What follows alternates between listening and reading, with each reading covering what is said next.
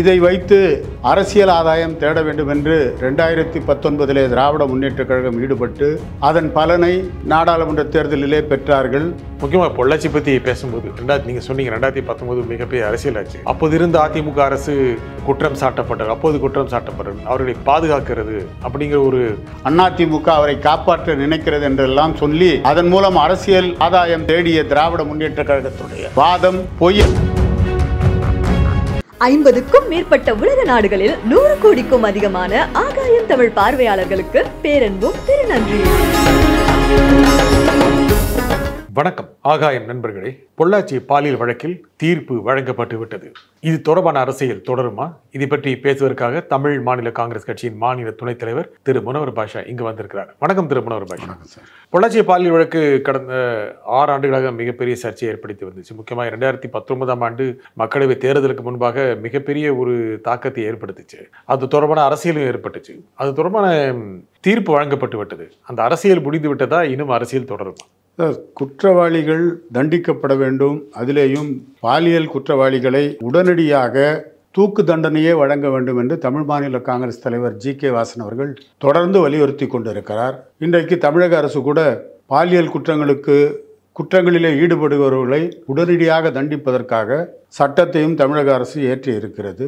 இப்படிப்பட்ட ஒரு சூழ்நிலையில் இத்தனை ஆண்டுகளுக்கு பிறகு அந்த 9 குற்றவாளிகள் ஆயுள் தண்டனை தீர்ப்பு வழங்கியிருக்கின்ற தீர்ப்பானது வரவேற்கப்பட வேண்டியது. இதை வைத்து அரசியல் ஆதாயம் தேட வேண்டும் என்று 2019 திராவிட முன்னேற்றக் கழகம் ஈடுபட்டு அதன் பலனை நாடாளுமன்ற தேர்தலிலே பெற்றார்கள். ஆனால் இன்றைக்கு தீர்ப்பு வந்ததற்கு பின்னாலும் இதையே வைத்து அரசியல் செய்யலாம் என்று அவர்கள் நினைப்பார்களே. ஆனால் இவர்கள் ஆட்சியிலே நாடும் நடந்து கொண்டிருக்கின்ற பாலியல் சம்பவங்கள் பத்திரிகைகளை புரட்டி பார்த்தாலே தெரியும். அண்ணா பல்கலைக்கழகத்திலே அந்த கல்லூரியிலே படிக்கின்ற மாணவி பாலியல் பலாத்காரத்திற்கு உள்ளாக்கப்பட்டார். அப்பொழுது யார் அந்த சார் என்று எல்லோரும் கேட்கக்கூடிய அளவுக்கு ஒரு சார் வருவார், அவருக்கும் நீ ஒத்துழைக்க வேண்டும் என்று சொன்னதாக பரவலாக எல்லோரும் கேட்கக்கூடிய அளவுக்கு யார் அந்த சார் என்று கேட்ட கேள்விகளும் இந்த நாடு மறந்து விடவில்லை. ஆனால் அந்த அண்ணா பல்கலைக்கழகத்திலே பாலியல் பலாத்காரத்திற்கு உள்ளாக்கப்பட்டு அந்த பெண்மணி படிக்க வேண்டிய அந்த பெண்மணி தன்னை வெளிப்படுத்தி கொள்ள முடியாத ஒரு சூழ்நிலையிலே கூனி குறுகக்கூடிய ஒரு சூழ்நிலை உருவானது. ஆனால் அந்த சம்பவத்திலே ஈடுபட்டவர் வெகு தொலைவில் இல்லை. அந்த பல்கலைக்கழகத்தின் வாசல் சுவரிலேயே பிரியாணி கடை நடத்தி கொண்டிருந்தவர் என்பதோடு மட்டுமல்ல, ஆளுங்கட்சிக்கு மிகவும் நெருக்கமானவர். இன்னும் சொல்லப்போனால் ஒரு அமைச்சரோடு மிகவும் நெருக்கத்தோடு இருந்தார் என்று எல்லோராலும் பேசப்பட்டவர். அப்படிப்பட்டவருக்கு என்ன தண்டனை கொடுக்க போகிறீர்கள்? நீங்கள் கொண்டு வந்த சட்டத்தின்படி இந்நேரம் அவரை தூக்கிலே இட்டிருக்க வேண்டும். ஏனென்றால் நீங்கள் தான் சட்டத்தை ஏற்றி இருக்கிறீர்கள். பாலியல் குற்றம் செய்பவர்களை தூக்கிலிட வேண்டும் என்று ஒரு சட்டம் கொண்டு வந்தது தமிழக அரசு. அந்த சட்டத்தின் அடிப்படையிலே அந்த பாலியல் குற்றத்தை செய்த அந்த நபரை தண்டிக்கப் போகிறீர்களா அல்லது காப்பாற்றப் போகிறீர்களா? இதுதான் இன்றைக்கு நாட்டு மக்கள் மத்தியிலே இருக்கின்ற கேள்வி. கடந்த கால வரலாறுகளை பொறுத்தவரை மதுராந்தகத்திலே கள்ளச்சாராய சாவுக்கு காரணமான ஒரு திமுக பிரமுகர், மரியாதைக்குரிய அமைச்சர் மஸ்தான் அவர்களுக்கு மிகவும் நெருக்கமானவர். ஆனால் அவரை கைது செய்வதைப் போல கைது செய்து பிறகு அவரை ஜாமீனிலே வெளியே விட்டு விட்டார்கள். பலர் மரணம் அடைவதற்கு காரணமாக இருந்தவர் அந்த திமுக பிரமுகர், கள்ளச்சாராய வியாபாரி. அதை போலவே இப்பொழுது கூட கள்ளக்குறிச்சியிலே பலர் காவல் நிலையத்திற்கு பக்கத்திலேயே கள்ளச்சாராயம் விட்டு இருக்கிறார்கள். பலர் மரணத்திற்கு அந்த சாராய வியாபாரி காரணமாக இருந்திருக்கிறார். ஆனால் அவர் மீது என்ன நடவடிக்கை எடுத்திருக்கிறார்கள் என்று சொன்னால் அவரே ஜாமீனில் வெளியே வரக்கூடிய அளவுக்கு தான் நடவடிக்கைகள் எடுக்கப்பட்டிருக்கின்றன. இன்று வரை முதலமைச்சர் கள்ளக்குறிச்சிக்கு போய் அந்த உயிரிழந்த குடும்பங்களை பார்த்து ஆறுதல் கூட செல்ல தயாராக இல்லை. இதுதான் இன்றைக்கு நிலைமை. முக்கியமாக பொள்ளாச்சி பற்றி பேசும்போது நீங்கள் சொன்னீங்க 2019 மிகப்பெரிய அரசியல் ஆச்சு. அப்போது இருந்த அதிமுக அரசு குற்றம் சாட்டப்பட்டது. அவர்களை பாதுகாக்கிறது அப்படிங்கிற ஒரு வாதத்தை, அவர் குற்றச்சாட்டை, ஒரு புகாரை வைத்து தான் திமுக மிகப்பெரிய பிரச்சாரம் செய்தது. மக்கள்கிட்ட எடுபட்டது நீங்கள் சொன்னது போல. ஆனால் அரசியல் ஒரு தொடர்பு இருந்தது, அதனால அவர்கள் காப்பாற்றப்பட்டார்கள். ஆனால் ஆட்சி மாற்றம் வந்த பிறகு அவர்களுக்கு எதிரான வழக்கு துரிதப்படுத்தப்பட்டு இப்போது தீர்ப்பும் வெளிவந்து விட்டது. அந்த அரசியல் தொடருதுன்னு நினைக்கிறீங்களா? அப்போ அது ஏதோ அவர்கள் ஏதோ அதிமுக நெருக்கமானவர்கள் போல ஒரு தோற்றம் கொடுக்கப்பட்டது, அந்த அரசியல் தொடருதுன்னு நினைக்கிறீங்களா? அதிமுக அவர்களுக்கு நெருக்கமானவர்களாக அவர் இருப்பார்களே, ஆனால் கண்டிப்பாக அதிமுக அரசாங்கம் அவர்களை காப்பாற்றி இருக்கும். இந்த அளவுக்கு தொடர்ந்து அவர்கள் காவலிலே வைக்கப்பட்டு இன்றைக்கு நீதிமன்றம் ஆயுள் தண்டனை கொடுக்கக்கூடிய அளவுக்கு தீர்ப்பு வந்திருக்கிறது என்று சொன்னால், திராவிட முன்னேற்றக் கழகம் சொன்ன குற்றச்சாட்டு அதிமுகவை சார்ந்தவர்கள் அதிமுக அவரை காப்பாற்ற நினைக்கிறது என்றெல்லாம் சொல்லி அதன் மூலம் அரசியல் ஆதாயம் தேடிய திராவிட முன்னேற்றக் கழகத்துடைய வாதம் பொய் என்பதை தமிழகத்து மக்கள் புரிந்து கொண்டிருப்பார்கள். இன்றைக்கு அவர்களுக்கு ஆயுள் தண்டனை விதிக்கப்பட்டிருக்கிறது. உண்மையில் அவர்களை இப்பொழுது அண்ணா பல்கலைக்கழகத்தில் நடந்த பாலியல் குற்றவாளியை மறைமுகமாகவோ நேரடியாகவோ காப்பாற்ற இந்த அரசு முயற்சித்ததைப் போல அந்த முயற்சியிலே அதிமுக அரசு ஈடுபடவில்லை. ஈடுபட்டு இருந்தால் காப்பாற்றி இருக்க முடியும், வழக்கையே மாற்றி இருக்க முடியும். ஆனால் அதிமுகவை பொறுத்தவரை இந்த சம்பவம் ஏற்றுக்கொள்ளக்கூடிய ஒரு சம்பவம் அல்ல, பாலியல் பலாத்காரத்தை அனுமதிக்க முடியாது என்பதிலே உறுதியாக இருந்த காரணத்தால் தான் இன்றைக்கு அவர்கள் தூக்கு தண்டனைக்கு கைதிகளாக அல்லது ஆயுள் தண்டனைக்குரியவர்களாக நீதிமன்றத்தால் தீர்ப்பளிக்கப்பட்டிருக்கிறார்கள். இனியும் திராவிட முன்னேற்ற கழகத்துடைய இந்த பொய் பிரச்சாரம் மக்கள் மத்தியிலே எடுபடாது. வருகின்ற சட்டமன்ற தேர்தலில் கண்டிப்பாக திராவிட முன்னேற்ற கழகம் இந்த பொள்ளாச்சி சம்பவத்தை வைத்து செய்த அரசியலை தமிழகத்து மக்கள் புரிந்து கொள்வார்கள். தக்க பதிலடியை தங்களது வாக்குச்சீட்டு மூலம் தருவார்கள் என்ற நம்பிக்கை எங்களுக்கு இருக்கிறது. ஆனால் நீங்கள் சொன்னீங்க, முக்கியமாக அண்ணா பல்கலைக்கழக மாணவி பாலியல் வன்கொடுமை செய்யப்பட்டதை பற்றி சொன்னீங்க. அப்போது எதிர்க்கட்சிகள் புகார் சொல்லும்போது, முக்கியமாக அதிமுக புகார் சொல்லும்பொழுது எல்லாமே திமுக சார்பாக பொள்ளாச்சி தான் உதாரணமாக சொல்லுவாங்க. அது ஒரு மிகப்பெரிய ஒரு சம்பவம், மிகப்பெரிய நெட்வொர்க், மிகப்பெரிய தொடர்பில் நடந்தது. நிறைய பேர் பாதிக்கப்பட்டாங்க, நிறைய பேர் அதில் சாட்சிகள் சொன்னாங்க. அதெல்லாமே நீதிமன்றம் சொல்லியிருக்கு. ஆகையால இனி அதை முன்வைத்து அரசியல் செய்ய முடியாதுன்னு நினைக்கிறீங்களா? சார், இனிமேல் சார் அவங்க தண்டனைக்குள்ள ஆளாகிட்டாங்க. நீதிமன்றம் அவர்களுக்கு ஆயுள் தண்டனை கொடுத்து விட்டது. அதற்கு பிறகு அதை வைத்து எப்படி அரசியல் செய்ய முடியும்? நான் கேட்கிறேன். மரியாதைக்குரிய ராஜீவ்காந்தியை படுகொலை செய்தவர்கள் கைது செய்யப்பட்டு சிறையில் அடைக்கப்பட்டு தண்டிக்கப்பட்டிருக்கிறார்கள். அவர்களை மனிதாபிமான அடிப்படையிலே அல்லது நீதிமன்றத்தின் உத்தரவின் காரணமாக தமிழக அரசு விடுதலை செய்து அவரை கட்டிப்பிடித்து அணைத்து அன்பு பாராட்டி இருக்கிறார்கள். இந்த தேசத்தினுடைய தலைவரையே படுகொலை செய்ததற்கு காரணமானவர்கள் என்று குற்றம் சாட்டப்பட்டவர்களை அரவணைக்கின்ற இவர்கள் இந்த பொள்ளாச்சி சம்பவத்தை இனியும் அவர்கள் மக்கள் மத்தியிலே பேசினால் இவர்களுடைய முகத்திரை தான் கிழியும் என்பதிலே எங்களுக்கு உறுதியான நம்பிக்கை இருக்கிறது. ஆனால் மக்கள் எப்படி அதை அணுகுவாங்க? ஏன்னா அந்த சமயத்தில் பொறுத்த வரைக்கும் நாட்டை தமிழ்நாட்டை மட்டுமல்ல நாட்டையே உலுக்கிய ஒரு முக்கியமான சம்பவம். நீங்கள் சொன்ன மாதிரி அதிமுக அரசு அது வழக்கு தொடுத்து வழக்கை நடத்தி கொண்டிருந்தது. இப்போது அந்த தண்டனை கொடுக்கப்பட்டதன் காரணமாக அப்போது இந்த சம்பவம் உறுதிப்படுத்தப்பட்டது. ஏன்னா நடந்திருக்கிறது, அவர்கள் தண்டனைக்குரியவர் அப்படின்னு நினைக்கிறது போவே இது ஏதோ அந்த காலத்தில் நடந்தது. ஆகையால் அதில் ரிலேட் பண்ணி பார்க்கலாம்.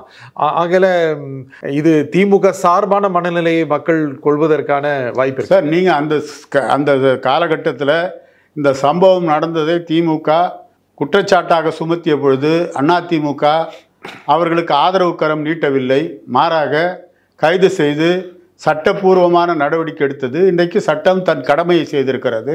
சட்டத்தின் முன்னால் அனைவரும் சமம் என்பதைப் போல இந்த நீதிமன்றத்தின் தீர்ப்பை எல்லோரும் ஏற்றுக்கொள்ள தயாராக இருக்கிறார்கள். இனியும் இதை வைத்து இதற்கு அதிமுக தான் காரணம் என்று குற்றம் சாட்டுவது என்பது மக்களால் கண்டிப்பாக நிராகரிக்கப்படும். இந்த குற்றச்சாட்டு என்பதுதான் என்னுடைய கருத்து. அது இனியும் எடுபடாது என்பது அழுத்தமாக நான் நம்புகிறேன். 2019 தமிழ்நாட்டில் இருந்த அனைத்து தொகுதிகளையும், ஒரு தொகுதியை தவிர தேனி தவிர அத்தனை தொகுதியிலும் திமுக கூட்டணி வென்றது. ஆனால் அதே சட்டப்பேரவை தேர்தலையும் வெளிப்படும் எதிரொலிக்கும் அப்படின்னு நினைச்ச போது 2021 கொங்கு மண்டலத்தில் பெருமளவு அதிமுக தான் வென்றது. ஆகையால் அப்போவே மக்கள் இதை பொள்ளாச்சியை மறந்துட்டாங்க. சார், அதாவதுங்க, திராவிட முன்னேற்ற கழகத்தை பொறுத்தவரை 2019 நாடாளுமன்ற தேர்தல் என்பது மோடி பாரத பிரதமராக வர வேண்டுமா வேண்டாமா அல்லது ராகுல் காந்தி வர வேண்டுமா என்கின்ற நிலை வந்தபோது தமிழகத்தை பொறுத்தவரை என்றைக்குமே காங்கிரஸுக்கு ஒரு ஆதரவான நிலை தமிழகத்தில் நாடாளுமன்ற தேர்தலில் இருந்து கொண்டிருக்கிறது. அந்த அடிப்படையில் அதை அழகாக காய் நகர்த்தி ஸ்டாலின் அவர்கள் அடுத்த பிரதமர் ராகுல் என்பதை முன்வைத்து தேர்தல் களத்தை சந்தித்து வெற்றி பெற்று விட்டார். அதே நேரம் சட்டமன்ற தேர்தல் வருகின்ற பொழுது திராவிட முன்னேற்ற கழகம் செந்தில் பாலாஜியை இறக்கி சட்டமன்ற தேர்தலை அவர் கைப்பற்றி விடலாம் செந்தில் பாலாஜியினுடைய பணம் தனக்கு பயன்படும் என்று எண்ணி ஸ்டாலின் இறக்கி பார்த்தார். ஆனால் கொங்கு மண்டலத்தில் அதிமுக தலைமையிலான கூட்டணி மிகப்பெரிய வெற்றியை பெற்றது. ஆக அந்த பொள்ளாச்சி சம்பவம் என்பது நாடாளுமன்றத்தோடு முடிந்து விட்டதே தவிர அடுத்த சட்டமன்ற தேர்தல் கூட நிற்கவில்லை. இப்போ 2026 அது எப்படி எடுபடும்? இன்றைக்கு மக்கள் அண்ணா பல்கலைக்கழகத்தை தான் நினைப்பார்கள், கள்ளக்குறிச்சியில் நடந்த சாராய மரணங்களைத்தான் நினைப்பார்களே தவிர பொள்ளாச்சியை எண்ணி பார்க்க மாட்டார்கள். நீங்கள் சொன்னீங்க அண்ணா பல்கலைக்கழக சம்பவம் அடுத்த தேர்தல் வரைக்கும் இருக்கும் அப்படின்னு. அதுவே மறந்து போகக்கூடிய நிலைமை தான் இருக்கும் சார். மறந்து எப்படி? அதை தொடர்ந்து நடக்குது இல்லை வழக்கு. இங்கே வழக்கு நடக்குது. அதை நாங்கள் யார் அந்த சாருன்னு இன்னும் தெரியலையே, விடை தெரியாமல் தானே இருக்கு. யார் இல்லைன்னு சொல்லி காவல்துறை சார்பாக சொல்கிறாங்க. காவல்துறை சார் அந்த பொண்ணு சொன்னது ஒரு அந்த சார் வருவாருன்னு சொல்லிச்சுன்னு போலீஸில் தான் வாக்குமூலம் கொடுத்தது. இப்போ போலீஸ் யார் அந்த சார்னு கேட்க ஆரம்பித்த உடனே அப்படி எதுவும் இல்லைன்னு இப்போ காவல்துறை சொல்லுது. அப்போது அந்த பொண்ணு கொடுத்த வாக்குமூலம் பொய்யா?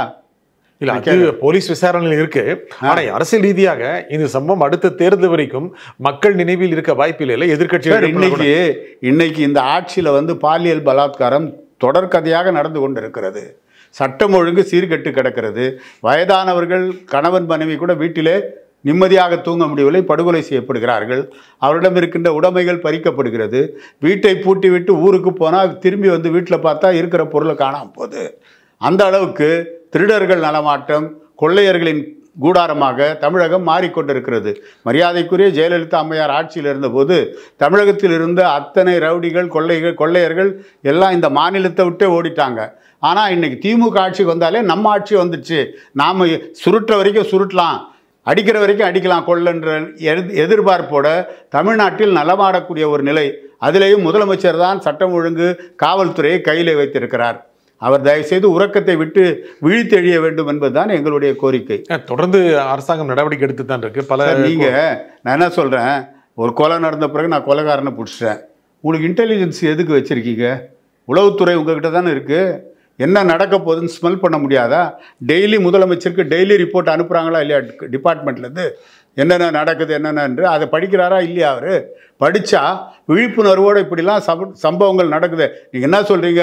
சம்பவம் நடந்தால் நாங்கள் நடவடிக்கை எடுத்துடுறோமேன்னா சம்பவம் நடக்காமல் தடுக்கிறதுக்கு தான் காவல்துறையை தவிர நடந்த பிறகு நடவடிக்கை எடுக்கிறன்றதுக்கு எதுக்கு அது?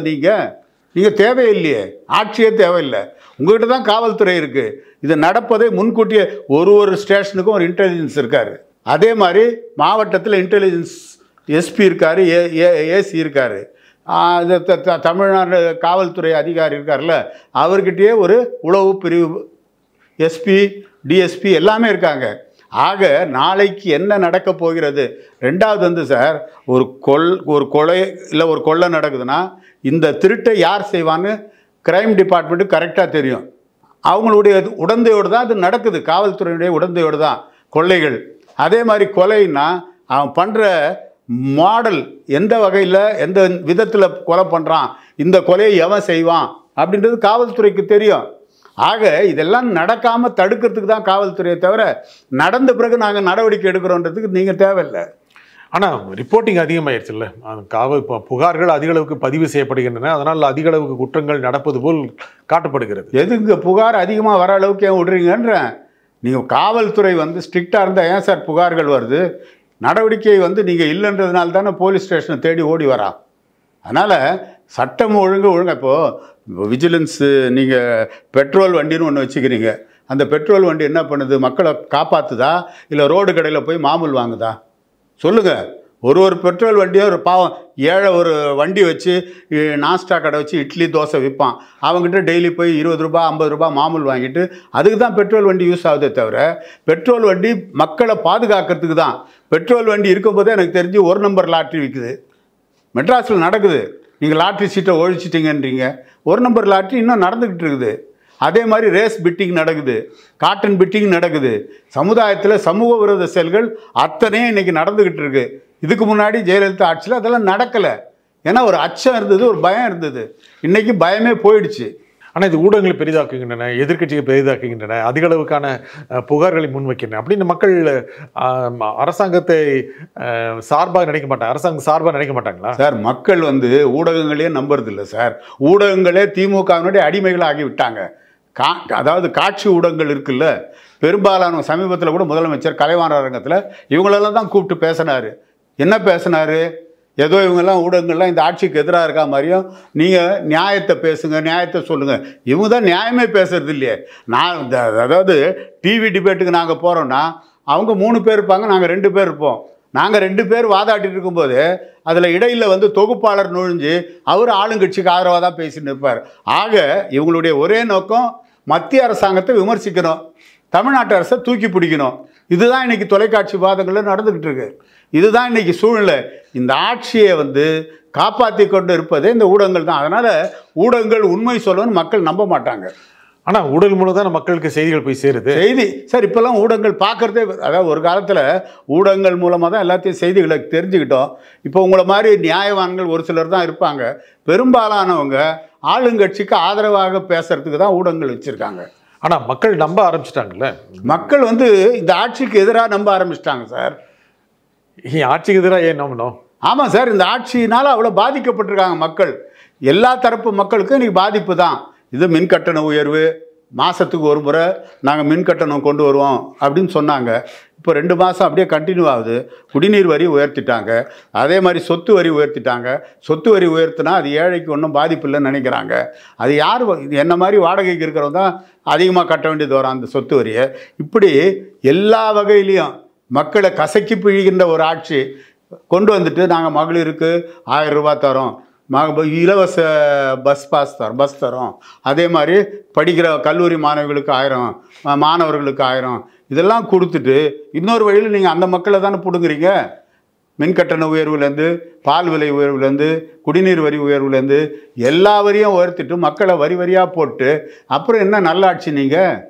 ஆனால் இந்த பொள்ளாச்சியிலேருந்து இப்போ நீங்கள் அண்ணா பல்கலைக்கழகம் வந்தீங்க. இந்த மாதிரி நீங்கள் இன்னும் நிறைய உதாரணங்கள் சொன்னீங்க. நிறைய பாலியல் வன்கொடுமை சம்பவம் நடப்பது, இதெல்லாமே ஒரு சட்டம் ஒழுங்கு பிரச்சனை, அரசாங்கத்தில் ஒரு கவனத்திற்கு வர வேண்டிய பிரச்சனை, அப்படி தான் மக்கள் இது கவனிப்பாங்க. இதை தவிர இது ஒரு தேர்தல் பிரச்சனை எடுத்துக்கொண்டு தேர்தலை முடிவெடுப்பதற்கான ஒரு அம்சமாக எடுத்துக்கொண்டு மக்கள் நினைப்பாங்களா? கண்டிப்பாக மக்கள் வந்து சார், இப்போ பொள்ளாச்சி சம்பவத்தை சொல்லி ஏதோ அதிமுக ஆட்சியில் பெண்களுக்கே பாதுகாப்பு இல்லாத ஒரு சூழ்நிலை இருப்பதை போல் நீங்கள் பிரச்சாரம் பண்ணி தான் வெற்றி பெற்றீங்க.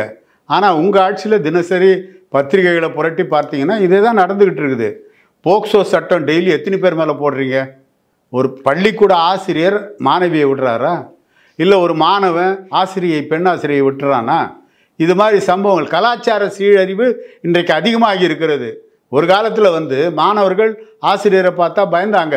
இன்றைக்கி ஆசிரியரை மிரட்டக்கூடிய அளவுக்கு, கத்தியால் குத்துற அளவுக்குலாம், பள்ளிக்கூடத்துக்கே கத்தி எடுத்துன்னு போகிற அளவுக்குலாம் இன்றைக்கி சம்பவங்கள் நடந்துக்கிட்டு. நான் ஏதோ கற்பனையில் சொல்ல, நடப்பதை சொல்கிறேன்.